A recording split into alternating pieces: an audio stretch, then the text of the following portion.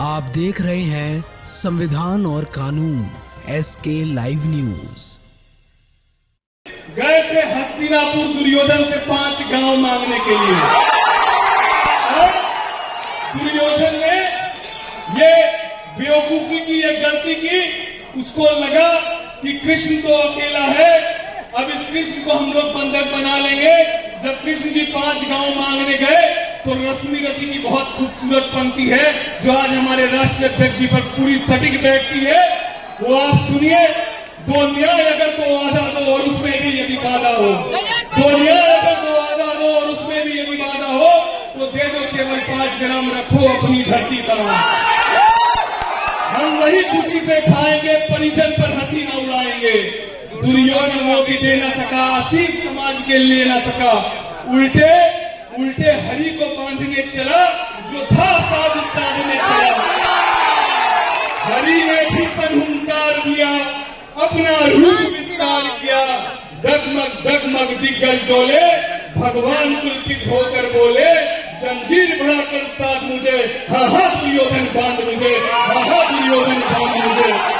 और वो अंतिम पंक्ति जो कृष्ण जी की थी, वही पंक्ति हमारे नेता के लिए एकदम सटीक बैठती है कि याचना नहीं अब रण होगा, जीवन जय की मरण होगा। हमारे नेता को हम लोगों ने विचलित होते हुए भी देखा 18 नंबर कोठी में, और हम लोगों ने गर्व के साथ उस दिन भी देखा जब हमारे नेता पूरे देश के सामने कह रहे थे, मैं चिराग पासवान ईश्वर की शपथ लेता हूं।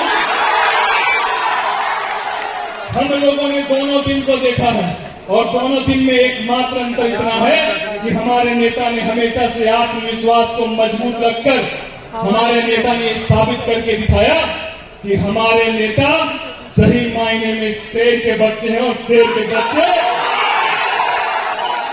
उन्होंने साबित करके दिखाया। और मैं आप सबके सामने हमारे नेता का कोटि कोटि धन्यवाद देता हूं कि हमारे नेता ने मुझ जैसे अनुज को खगड़िया लोकसभा से चुनाव लड़ाया। और खगड़िया लोकसभा इसलिए महत्वपूर्ण है कि हमारे पार्टी के संस्थापक स्वर्गीय रामविलास पासवान जी की गृह जिला से मुझे चुनाव लड़ाने का सौभाग्य आपने दिया। मैं आपको कोटि कोटि वंदन और धन्यवाद करता हूं।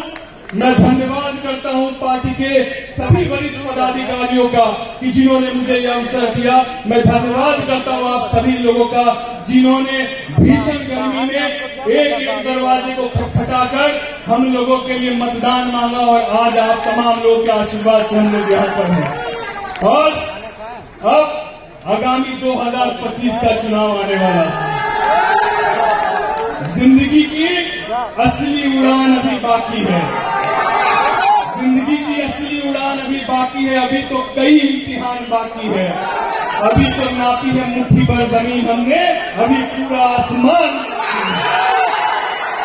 मैं यही कहते हुए अपने राष्ट्रीय अध्यक्ष जी को यह विश्वास दिलाता हूं कि हम लोग का सौभाग्य है कि हम लोगों ने पार्टी को हमेशा से, मैं गैर राजनीतिक परिवार से आता हूं, हम लोगों ने बिहार में नेताओं को बदलते हुए देखा, लेकिन बिहार की स्थिति को, बिहार की पहचान को यदि सही मायने में बदलते हुए देखा तो आपके नेतृत्व में देखा। और इस सोच को बदलते हुए देखा। लोग सोचते हैं कि बिहार के नेता जो हैं वो सदन में जाकर केवल हंसी मजाक या ठिठोला या देसी अंदाज में बात करते हैं, लेकिन बिहार के परसेप्शन को बदलने का काम किया।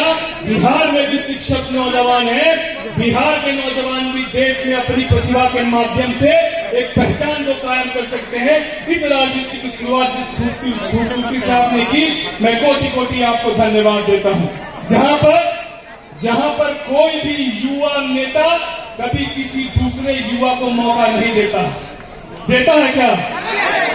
वहीं पर हमारे नेता इस भाव को नहीं रखते हैं, ना किसी जात, न धर्म, न मजहब, और सब के सब आप देख लीजिए चेहरे, नौजवानों को मौका देकर ये साबित किया और ये बताने का काम किया कि हमारे नेता का MY समीकरण यही है, वो महिला और युवा है। हम लोग अपने नेता को ये विश्वास दिलाते हैं कि आपके साथ पूरी ईमानदारी से जब तक सांस है तब तक आपके साथ मजबूती से हम खड़े रहेंगे और आपके किए गए प्रयास से हम सौभाग्यशाली हैं कि हम लोग को नेता की तरह नहीं, आपने हमेशा एक बड़े भाई की तरह मार्गदर्शित किया है। नहीं तो कोई राष्ट्रीय अध्यक्ष अपने पार्टी के किसी पदाधिकारी के लिए या पार्टी के प्रत्याशी के लिए कभी कोई पूजा पाठ कराते हुए देखा है क्या? ये भाव है हमारे नेता का कि एक एक कार्यकर्ता को, एक एक पदाधिकारी को परिवार की तरह लेकर चलते हैं और इस परिवार का सदस्य होने पर आज मैं अपने आप को गौरवान्वित महसूस करता हूं। मुझे राजनीतिक रूप से पहचान देने के लिए, मुझे मेरे परिवार को सम्मान देने के लिए मैं अपने नेता का कोटि कोटि धन्यवाद करते हुए खबरों के लेटेस्ट अपडेट के लिए इसी तरह हमारे साथ जुड़े रहें और इस वीडियो को ज्यादा से ज्यादा शेयर करें।